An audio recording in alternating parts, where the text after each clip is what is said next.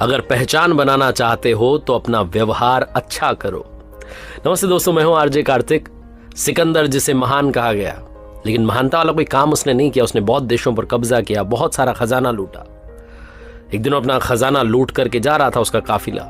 रास्ते में उसे एक बाबा जी दिखे, संत दिखे। उन्होंने कहा, सिकंदर, मेरे पास में एक ऐसी चीज है जिसके सामने तुम्हारा सारा खजाना हल्का पड़ जाएगा। मेरे पास में बहुत भारी चीज है। तो सिकंदर ने अपने काफिले को रुकवाया और कहा, बताइए क्या चीज है। तो उन बाबा जी ने एक चमकदार सी चीज दिखाई, छोटा सा कांच का टुकड़ा जैसा था, और कहा, यकीन नहीं हो तो मंगवा लो तराजू और तौल के देख लो, पता चल जाएगा कितनी भारी चीज मेरे पास में। सिकंदर को बात अपने ईगो पर लगी। उसने मंगवाया तराजू। हो जाए आज तो फैसला। एक पलड़े में जो बाबा जी के पास चमकीली चीज थी उसे रखा गया। दूसरी तरफ जितना खजाना था उसमें से थोड़ा हिस्सा उसे लगा कि उसके सामने क्या टिकेगा। हीरे जवाहरात, सोने चांदी जो सब थे सिकंदर के पास, उसने रखवा दिया। कमाल की बात यह रही कि सिकंदर वाला पलड़ा हवा में ही था, वो झुकने का नाम नहीं ले रहा था। ये चीज इतनी भारी थी, सिकंदर का दिमाग खराब हो गया। इतनी छोटी सी चीज, चमकीली सी, ऐसी क्या है।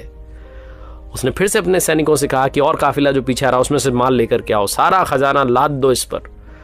आज तो मेरे खजाने की वैल्यू पता चलनी चाहिए। बहुत कोशिशें, बहुत मन्नतें करने के बाद भी जब बात नहीं बनी, सिकंदर ने बाबा जी को प्रणाम कर लिया। कहता है कि सिकंदर, कि माफ करना बाबा जी, मेरा खजाना जो है वो आपकी इस चीज के आगे हल्का पड़ रहा है क्या? थोड़ा बताओ मुझे, मैं समझना चाहता हूं। क्या जादू टोना कर दिया तुमने? थोड़ा अकड़ में बोल रहा था।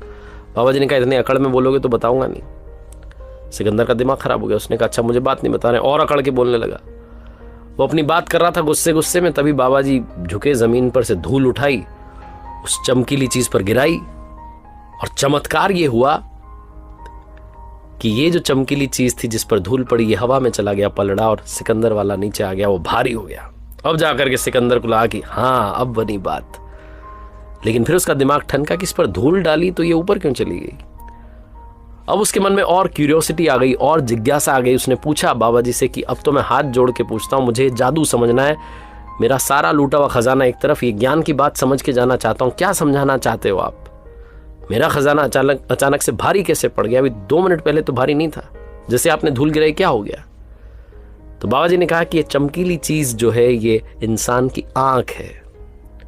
जब तक इस पर धूल नहीं पड़ती, ये सबसे कीमती है। इसके सामने ये सब खजाना वजाना टिकता नहीं है। इसको सच्चाई दिखती है। तुम्हारे लूट के खजाने को इसने कुछ माना नहीं।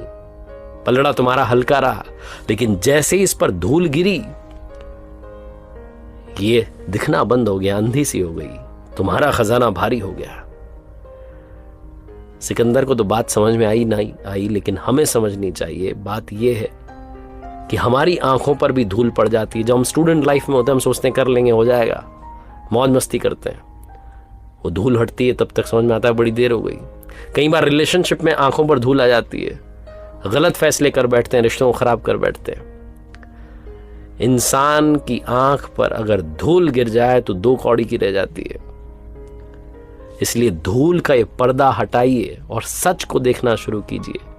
क्योंकि जब वास्तविकता हम समझने लगते हैं, जीवन की सच्चाई समझने लगते हैं, जीवन का महत्व समझने लगते हैं, तो लाइफ भी हमें रिटर्न में वो सब देने लगती है जो हम चाहते हैं। तो अगर आप लाइफ में हैप्पीनेस चाहते हैं, खुशियां चाहते हैं, सक्सेस चाहते हैं, तो अपनी आंखों के सामने पड़ी धूल को हटाइए और अपने आप को कीमती बनाइए।